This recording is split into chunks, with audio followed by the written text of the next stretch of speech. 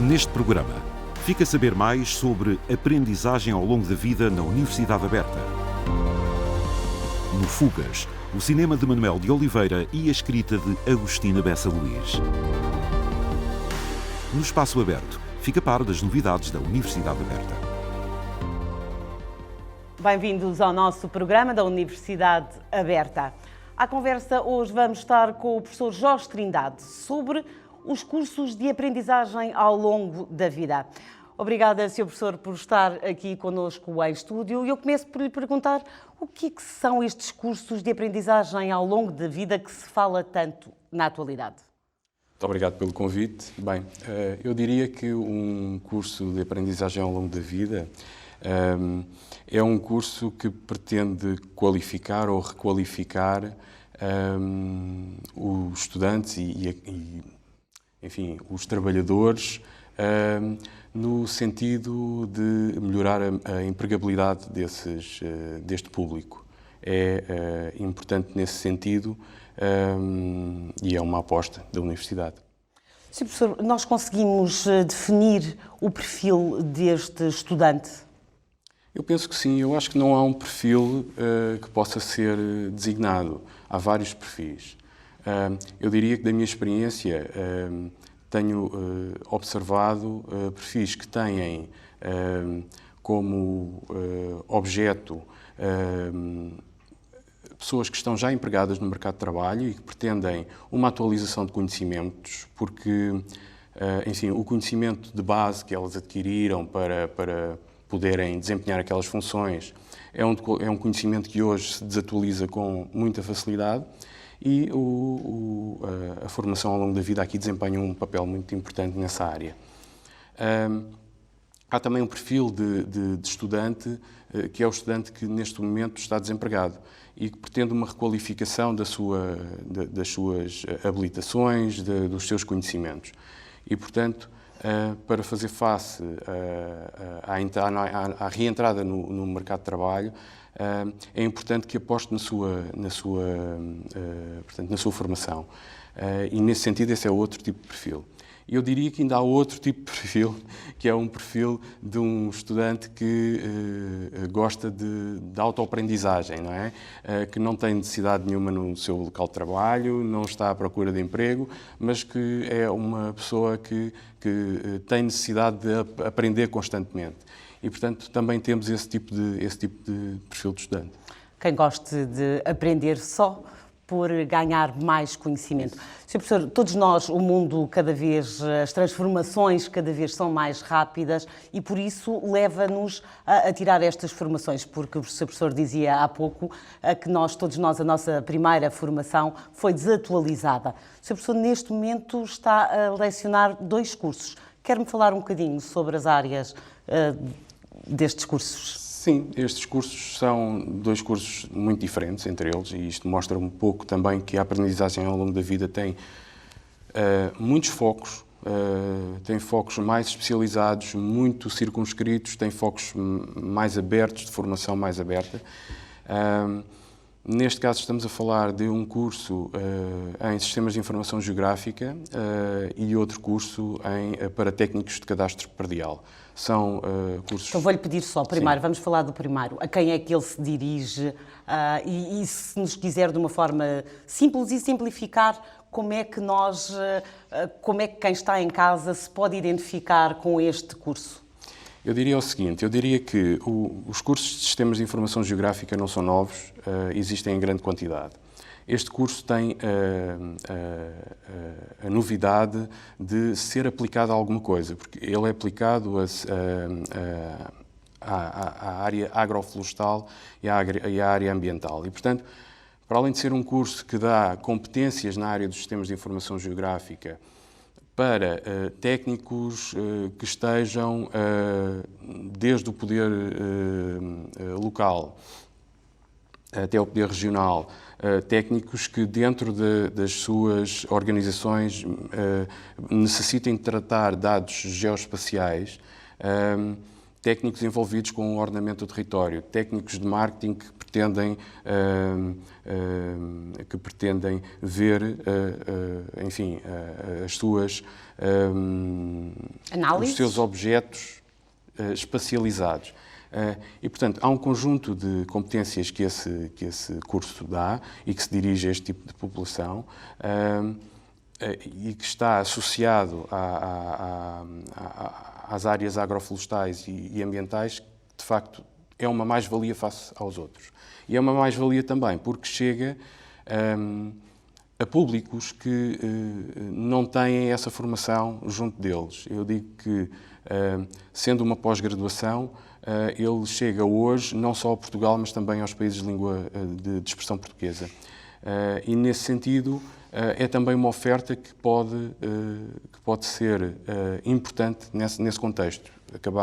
Estamos a acabar uma edição na qual estão incluídos estudantes não só de Portugal, mas também de Cabo Verde, do Brasil, estudantes esses que estão envolvidos nas suas áreas e têm até um poder de decisão, nomeadamente no poder local, nas autarquias, e que veem assim as competências melhoradas nessa área, nomeadamente para a área do ordenamento do território, por exemplo.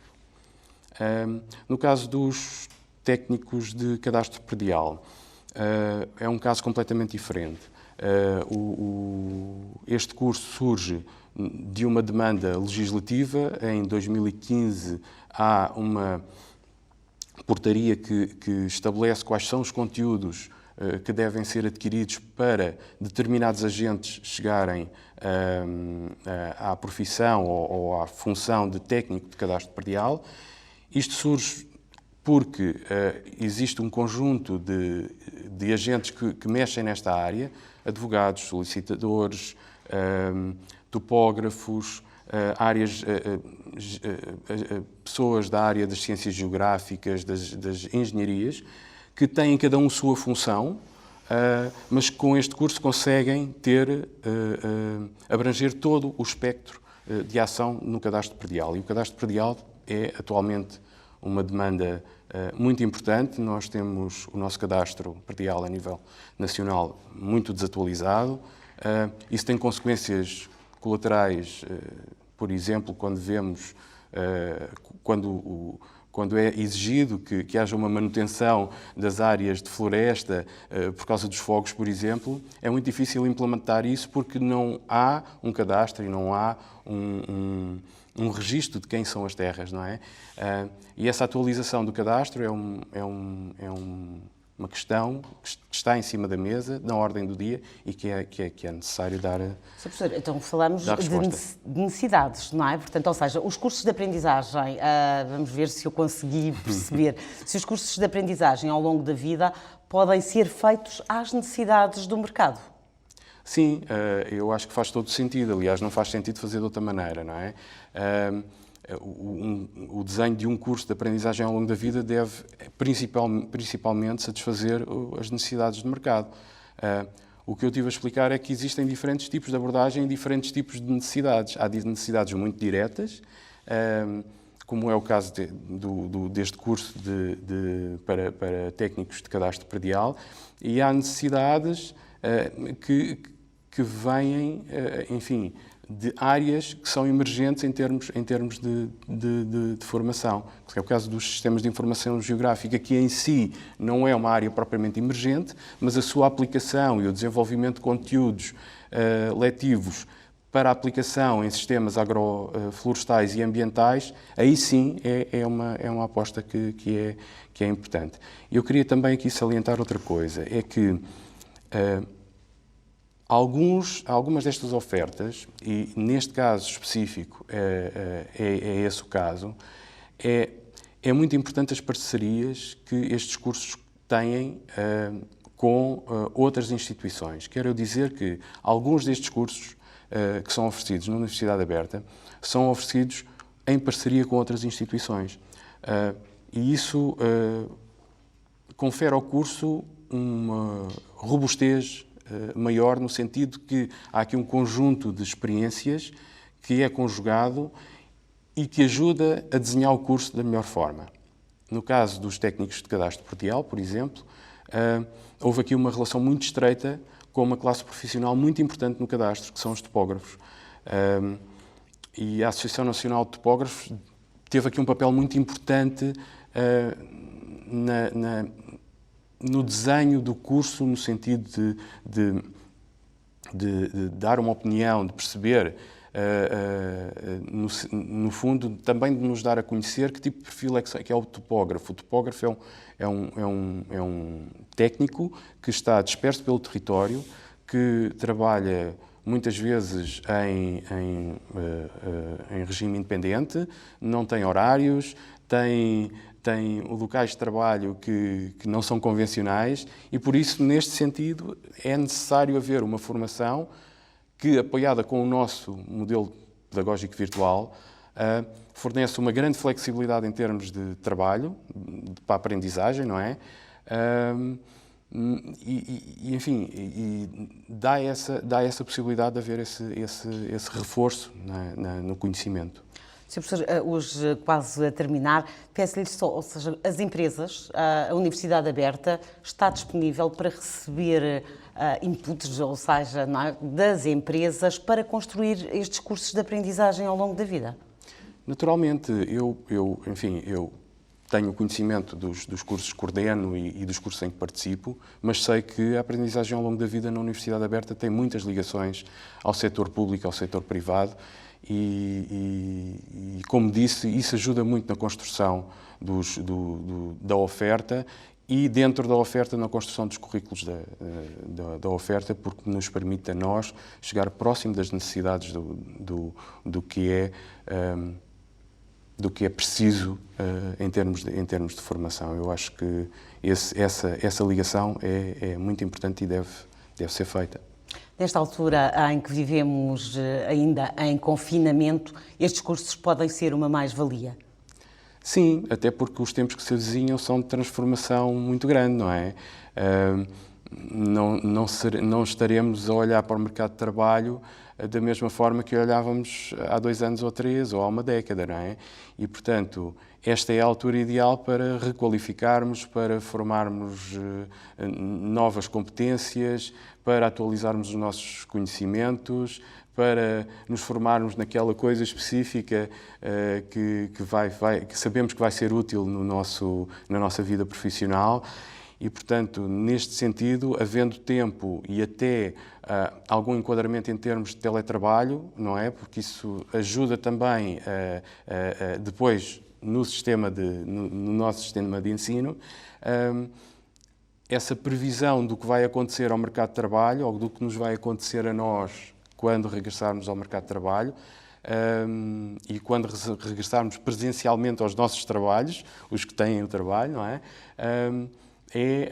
É muito importante e aqui a autoformação é muito importante, será muito importante. E também do ponto de vista das organizações, nós falamos muito na formação ao longo da vida do ponto de vista individual, mas as organizações também têm aqui um papel na melhoria do seu desempenho que podem atribuir à aprendizagem ao longo da vida e, portanto, a aprendizagem ao longo da vida pode entrar não pelo indivíduo, mas também pela organização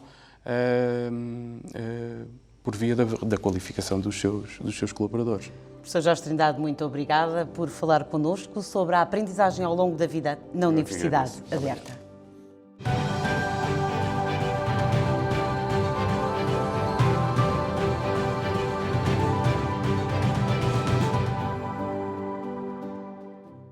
A colaboração entre a escritora Agostina Bessa Luís e Manuel de Oliveira resultou em filmes incontornáveis na obra do cineasta.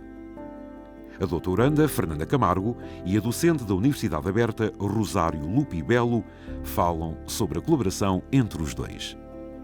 A produtiva parceria entre Manuel de Oliveira e Agostina Bessa Luís tem início na década de 80 com Francisca, adaptação cinematográfica do romance Fanny Owen. E é sucedida por outras 8 produções. Em Francisca, a fábula da relação amorosa funesta inaugura, nesses trabalhos conjuntos, temas diletos aos dois artistas, tais como a construção de um feminino enigmático e a conflitualidade entre os sexos. Nesse sentido, destacaria um outro filme, O Vale Abraão, extraído do romance homônimo. Esta película mostra a história da Bovarinha portuguesa e é exemplar das predileções temáticas de Manuel de Oliveira e de Agostina Bessa Luís. Por exemplo, apresenta um retrato nortenho dos arredores do Rio Douro e constrói a fraqueza masculina em contraste com a potência das mulheres, que contém qualquer coisa de maligno e de indecifrável. A história da Bovarinha portuguesa traz um feminino viril, que remete ao mito de Dom Juan. Lembro duas sequências fundamentais para pensar nestes aspectos. Uma delas traz Emma, ainda adolescente, ao deflorar uma rosa com os dedos. Outra apresenta Emma já adulta, ao acariciar um felino de maneira perturbadora. Vale Abraão também conferiu a Agostina Bessa Luís uma notoriedade na França que ela ainda não tinha. E compreende-se o sucesso do filme entre os franceses, por tratar-se de uma obra-prima do cinema e porque essa história revisita originalmente o Madame Bovary. Apesar de muito longa e muito variada, a obra de Manuel de Oliveira evidencia alguns traços permanentes que lhe dão grande unidade e consistência, passando pelo documentário, pelos filmes de inspiração literária, pelos filmes de maior inspiração histórica, por aqueles que têm um cariz pessoal e confessional mais marcado, Oliveira procurou sempre aproximar-se do mistério do humano, captar toda a dimensão enigmática da figura feminina, mostrar sempre uma preponderância do real sobre a própria arte, entre outros aspectos que sempre caracterizaram e marcaram a sua obra de forma muito particular. No que diz respeito ao seu estilo, é bem conhecida aquela marca pausada, lenta, que marcou tanto o seu cinema e nem sempre da forma mais positiva por parte dos espectadores. Mas vale a pena compreender que Oliveira, em boa parte, o fazia justamente por um grande respeito pela figura do espectador. Ele acreditava que a sua obra necessitava da resposta viva por parte daqueles que a viam. Não queria fazer do seu cinema uma arte demasiadamente persuasiva, mas queria antes dar ao espectador toda a liberdade de interpretar, de pensar, de refletir e de responder. E, portanto, o espectador que se disponha a olhar assim a obra de Oliveira não pode senão sentir-se agradecido a essa grande figura marcante do panorama cultural português. Agostina Bessa Luís afirmou que foi, para a obra de Manuel de Oliveira, uma herança do José Régio e constituiu, ao lado do escritor presencista e de Camilo Castelo Branco, uma das referências literárias nucleares para a obra de Oliveira. Régio e Camilo também foram presenças fundamentais para a escrita agostiniana. Esses entrelaçamentos revelam quão fecundos foram os laços criativos entre ambos os artistas, que também tiveram as suas farpas, desentenderam-se na produção de O Convento, que foi realizado antes que a escrita do romance chegasse ao fim. Romance que posteriormente foi intitulado As Terras do Risco. Reconciliaram-se quando Oliveira pediu a Agostina que escrevesse os diálogos de Parti. Mas a mostra de maior confiança e beleza desse encontro entre dois grandes artistas deu-se quando Oliveira pediu a Agostina que escrevesse os diálogos de Visita ou Memórias e Confissões, o seu filme Testamento. Este filme ficou guardado aqui, nos cofres da Cinemateca Portuguesa, para que fosse exibido póstumamente, em 2015, quando Oliveira já estivesse a filmar para o outro lado.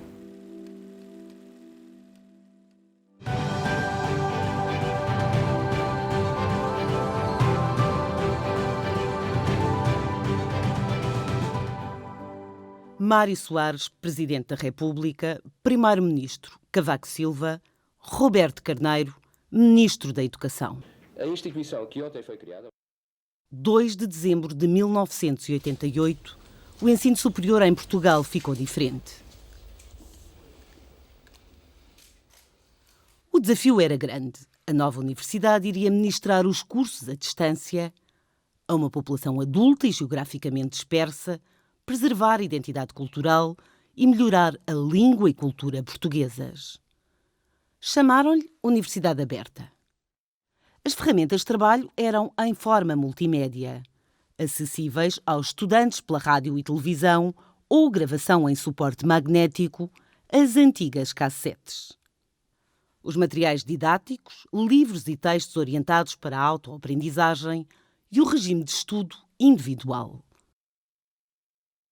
32 anos depois, continua a ser a única instituição pública de ensino à distância. E é por esta universidade, aberta ao mundo, inovadora e sustentável, que desafio toda a comunidade académica desta instituição a trabalhar comigo. No mundo moderno, a dinâmica é outra. A missão da Universidade Aberta é formar e capacitar populações adultas. A Universidade Aberta é a Universidade Pública Portuguesa de Ensino à Distância. Esteja atento ao portal da UAB e aceda a todas as informações sobre iniciativas e cursos. portal.uab.pt. Até ao próximo programa. Fique bem.